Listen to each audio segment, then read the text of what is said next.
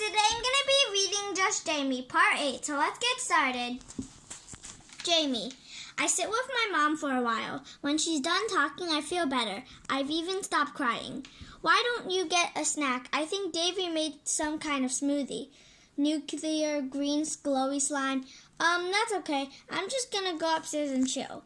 Dad will be home in a bit. We can go to Ramon's for pizza later, your favorite. Maybe. I leave and close the door. I start to walk upstairs. A nap sounds good. Ding dong, gack, brother. Hey. I almost fall over from shock. What is she doing here? Can I come in?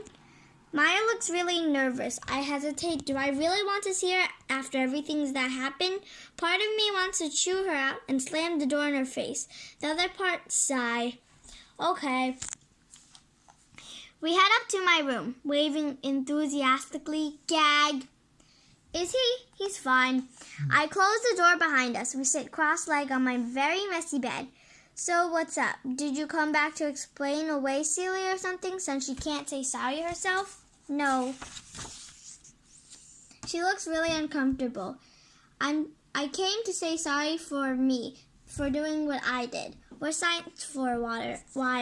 Awkward would be the word here. Well, thanks for warning me about her anyway, at the pool, I mean. Yeah, she was totally out of line. More silence. For the two girls who usually can't stop talking, were pretty pathetic. Awkwarder. Maya's eyes get all misty. She finally becomes, Maya again and spills out her emotion. You were my best friend and I was stupid. I thought Celia was mature and knew about everything. I thought she was funny, cool, and right. But she's not the mature one, and I'm not either. I think she did everything out of jealousy, Jay. I stare at the pile of dirty laundry on my floor. Is that a spider or a cockroach? So what do you want? I want you to forgive me. It's only been a day. Not even. Is she kidding? It's been more than a day, Maya. I know. She starts crying, but you've still got to forgive me. She cries harder. I don't even know what to feel. I'm still so mad at her. But underneath, I think she's sorry. I think she didn't want to do what Celia told her to do, to dump me. But that text, we had a meeting.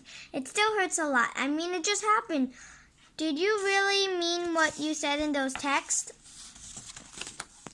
She sniffles. Okay, truth, I did it at the same time. Like I said, I thought Celia was right about everything. I thought that to be like her, wear the right clothes, show off for boys, have friends who do the same stuff. Well, I thought that was what was cool and mature, you know? But I was wrong, Jay. And TBH, I was scared of losing her as a friend. Stupid, right? She sniffles.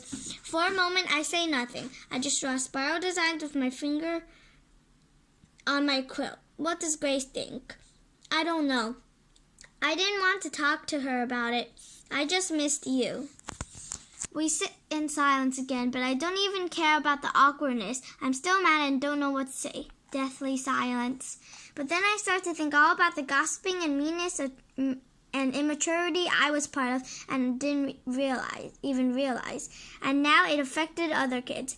Emmy, Brianna, and Sarah all forgave me today. Sure, it wasn't the same. We hardly know each other, and I didn't dump them through a text. But I still hurt them. And I really hope these new friends would give me another chance. But it's okay. Now it is.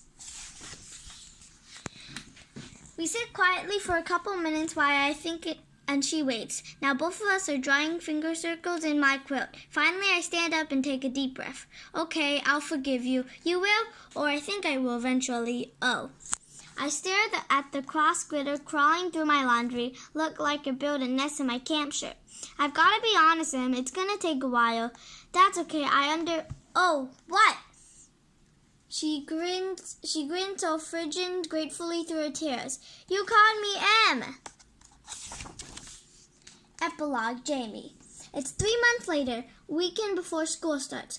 I'm celebrating the end of summer break with my friends at Roman's, best pizza on the planet. We'll be going to Tasty later, too, for ice cream. I feel sorry for all our family members who have to deal with the after effects. Toot, if you would like if you would ask me a year ago how this table would set up, I would have laughed my head off. So weird, right? Actually, today we're missing Bree. She's at a movie with Dever. Two brains joined at the, brain. Maya and I are BFFs again. It was hard at first, awkward, but we got through it. Took many sleepovers and video dance parties to pull it off, and lots of promises not to break trust again. In fact, Maya was trying so hard to be on my good side, I almost broke it off with her JK pinky promises. In the meantime, we got tighter with Emery, Bree, and Sarah. For me, especially Sarah. She's kind of quiet, but until you get to know her, and then boom, she can rivel me with her blabbermouth, head spinning, blah, blah, blah, yada, blah, blah. Maya and I don't talk to Grace anymore. That's the only real sad part. She stayed friends with Celia. When Maya and I went to the pool a couple of weeks ago, there they were. Seems they formed a new threesome with Wednesday. That explains why Emma was no longer getting texts from her. That's another loss, although it probably saved Maya's long-term sense of smell. Cinnamon ginger, nostrils can't take it anymore, on top of blooming pumpkin. Seeing them at the pool made me glad we're no longer a part of that group. Can't you take a little joke, Grace? Getting chills. As my older cousin says, middle school is like a huge bowl of drama soup, although I hope to totally prove her wrong this year. She was definitely right about one thing. The last 3 months of 7th grade felt like 30. It's funny how you think you'll never get over the worst thing that's ever happened to you. And then you realize that the worst things that happen to you can turn out to be, one of the best things. Snort, ha ha ha ha ha. It may even turn out that you had another best friend all along. Remind me to thank Nikki Lord for putting a stop to that spitty thing. Bells ringing from door opening. Ding-a-ding. Madam Z, of all people, walks in. She sees us and waves hello. Tyler shouts, "Bonjour," and we all laugh. Ding-a-ding. The kids at our table yell, "Hi, Mrs. Daniels," at once. She grins and waves hello. "What's your mom doing here?" No idea. "Hi, honey, join me for a minute." Okay. Am I in trouble? My mom sits down in a booth across the table from Madam Z, and I sit next to Mom. The server comes to take their drink order while I grow more and more curious.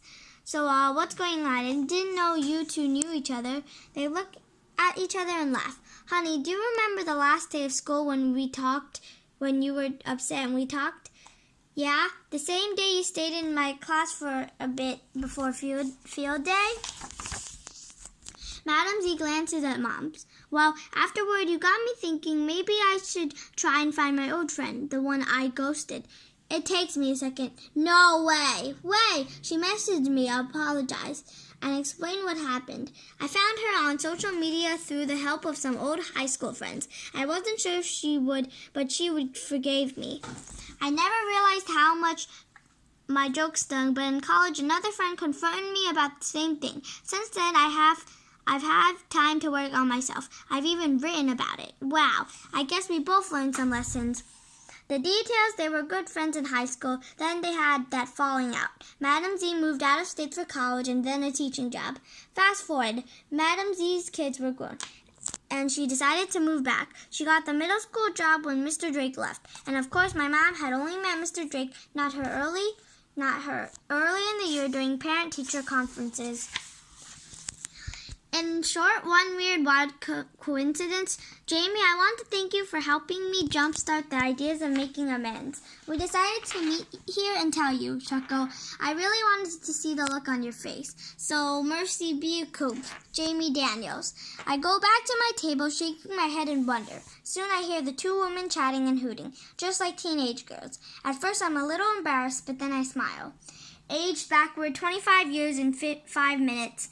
I think about Celia and Grace. Maybe someday one of them will reach out to say sorry. That'd be nice. If not, I guess that's okay too. In the meantime, I don't think I'll worry too much about it.